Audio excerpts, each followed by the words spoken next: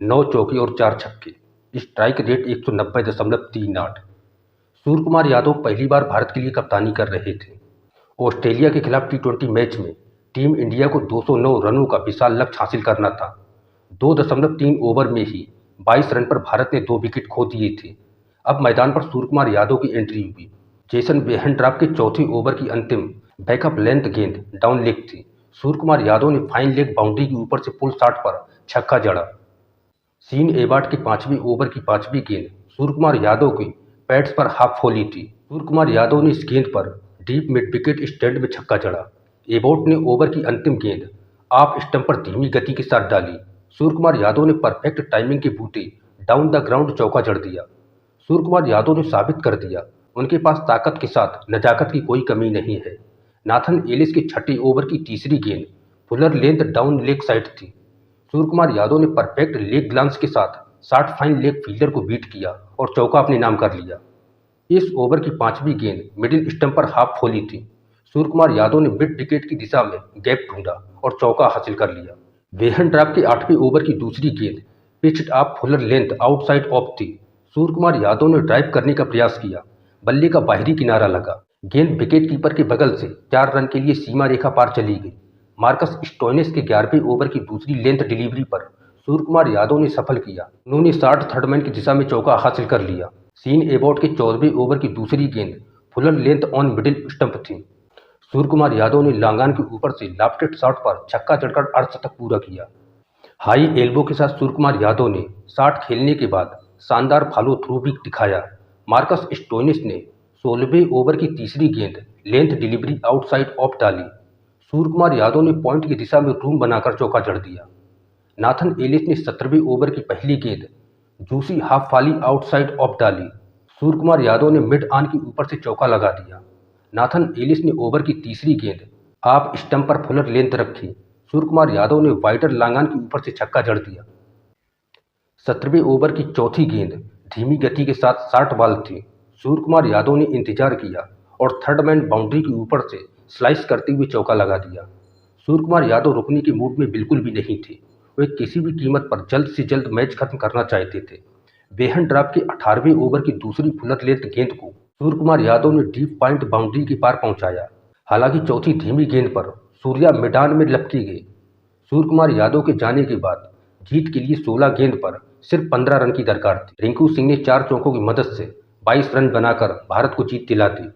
उन्होंने आखिरी गेंद पर छक्का जड़ा, लेकिन नो बॉल के कारण भारत पहले ही जीत गया था, इसलिए रिंकू सिंह का वह 6 उनके खाते में नहीं जोड़ा गया। अन्यथा रिंकू सिंह का योगदान 22 के स्थान पर 28 रन सुनिश्चित होता। वर्ल्ड कप फाइनल हारने के बाद पहली बार भारतीय टीम कोई मैच खेल रही थी।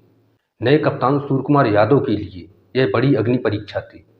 अपने बल्ले के दम पर सूर्यकुमार यादव ने कप्तानी में जीत के साथ शुरुआत की। जीत के बाद सूर्यकुमार यादव को मैन ऑफ द मैच का खिताब दिया गया।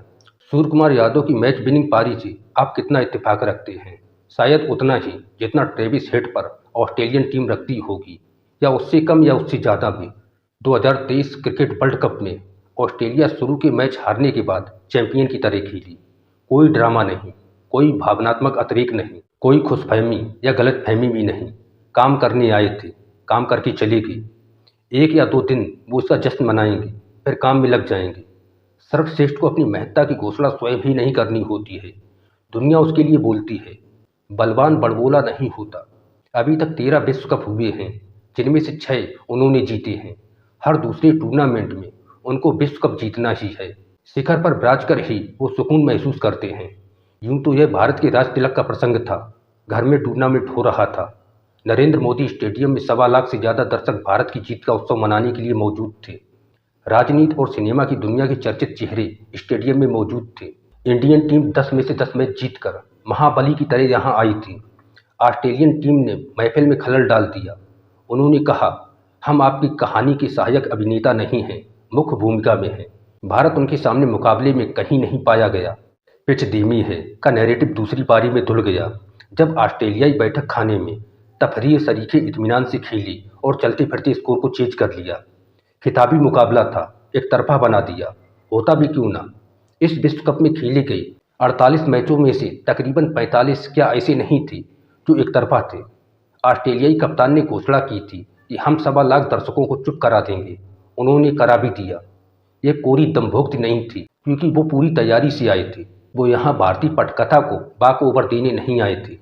उन्होंने अपनी चमड़ी से बाहर निकलकर प्रेतों की तरह फील्डिंग की, सर्तिया चौके रोकी, योजना के अनुसार गेंदें डाली। उनकी दिलेरी से भारतीय टीम सहम गई, वरना यह कैसे होता कि 10 ओवर में 80 रन थे। रोहित शर्मा ने 4 चौके और 3 छक्के लगा लिए थे। विराट कोहली ने 3 गेंदों पर लगातार 3 चौके जमाए थे। फिर अगले 30 ओवरों में मात्र 2 ही चौके लगे। मुझे याद नहीं है ऐसा पिछली बार कब हुआ था, जब विश्व विजय की तमन्ना रखने वाली टीम 50 ओवरों के मैच में 30 ओवर में मात्र 2 चौके लगा पाई हो। सच यह है कि टीम चूक कर गई। टूर्नामेंट की पहली और सबसे बड़ी परीक्षा थी, उसमें पसर गए। अभी शेर थे, अभी भीगी बिल्ली बन गए। प्रश्न पूछा जा सकता है कि अगर दब के खेलना था तो शुरू से दब के खेलते, शास्त्रीय शैली में पारी को कंडक्ट करते, और चढ़ के खेलना था तो बीच की ओवरों में दुम नहीं दबा लेते। कप्तान का प्लान ए कप्तान के आउट होते ही ऐसा लचर प्लान बी बन जाता है। टीम का प्रदर्शन देख दर्शकों को सांप सूंघ गया, लेकिन टीम को उसके पहले ही सांप सूंघ गया था। भारत के लिए यह विनम्र होने का अवसर है। सच यह है कि वह अभी दुनिया का सरताज नहीं है जैसा उसको बताया जाता है। कई सारे मानकों पर वह पीछे है, कई सारे मानकों पर वह अभी शुरुआत ही कर रहा है। क्रिकेट में अवश्य वह शीर्ष के निकट पर है, पर यह खेल है, इसका आनंद लेना चाहिए।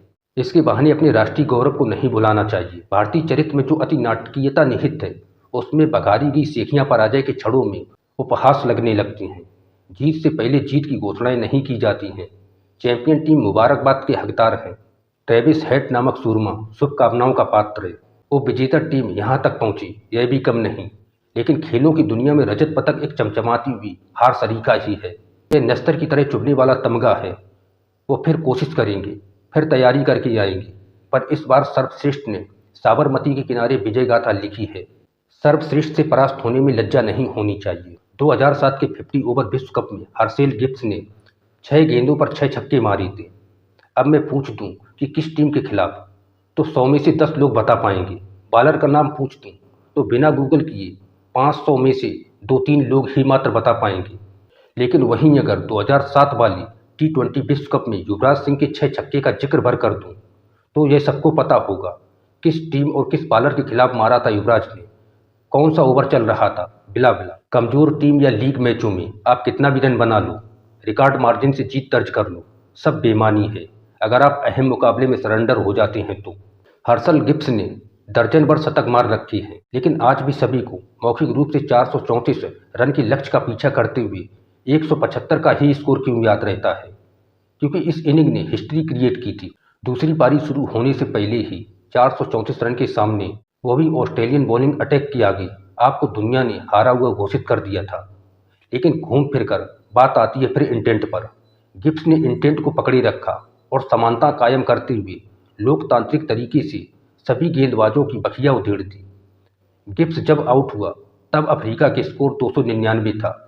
कैलिस डिविलियर्स कैंप सब आउट हो गए इसके बाद, लेकिन मार्क बाउचर ने उछल्लों के साथ एक कैमियो पारी खेली और अंत में जीत उनके हिस्से में आई। अहम मैचों में भारतीय टीम कभी एक टीम बनकर प्रदर्शन कर ही नहीं पा रही है। गैर आईसीसी इवेंट में कितना भी अच्छा खेलो, बड़े इवेंट की लीग में शानदार खेल दिखाओ, लेकिन सेमीफाइनल या फाइनल में पहुंचते ही ऐसा खेल दिखाती है जिसकी किसी को उम्मीद नहीं रहती। ऐसे बस रिकॉर्ड बुक में ही नाम दर्ज होगा। इतने शतक, इतने छक्के, इतने रन किसी काम के नहीं हैं जब तक आपके नाम कोई आईसीसी इवेंट का कप जुड़ा ना हो। वर्ल्ड कप फाइनल की हार का ठीकरा सूर्य कुमार यादव पर फोड़ा जा रहा है।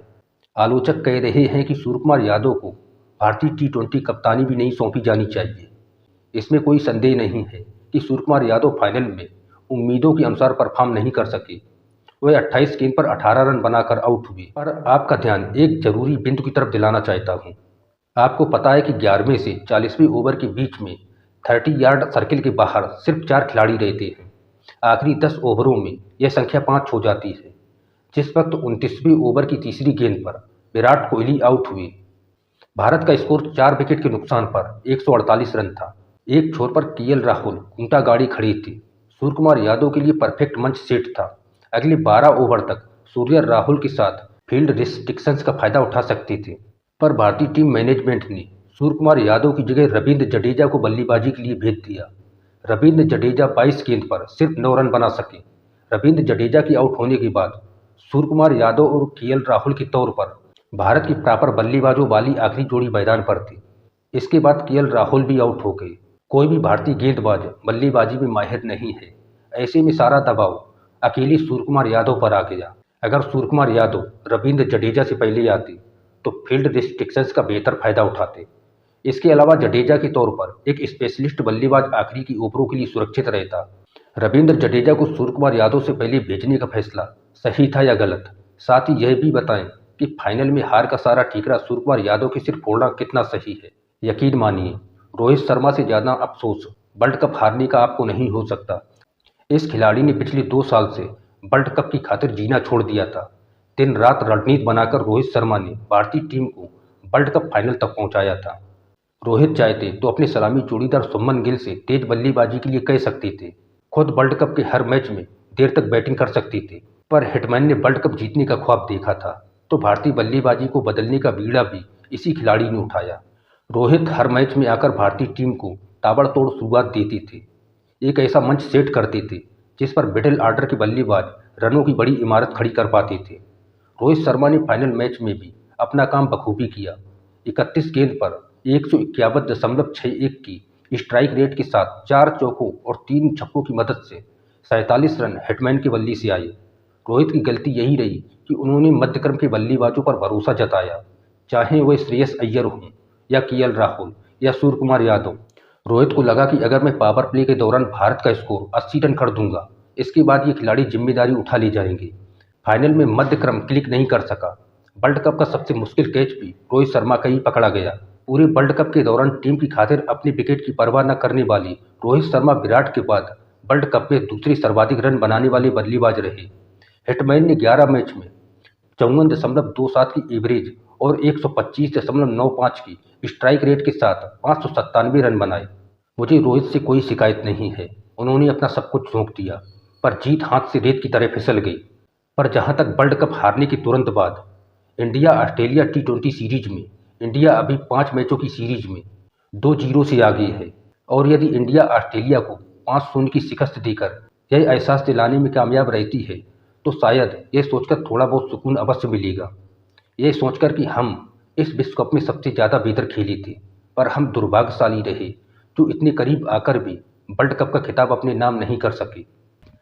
शायद वो दिन ही हमारा नहीं था, ऑस्ट्रेलिया का दिन था, वरना बेहतर तो हम अब भी हैं जो विश्व कप ट्रॉफी को गंवाने का इतना बड़ा दर्द झेलकर भी नहीं टूटे और लगातार 2 T20 मैचों में बेहतरीन अंदाज में जीते।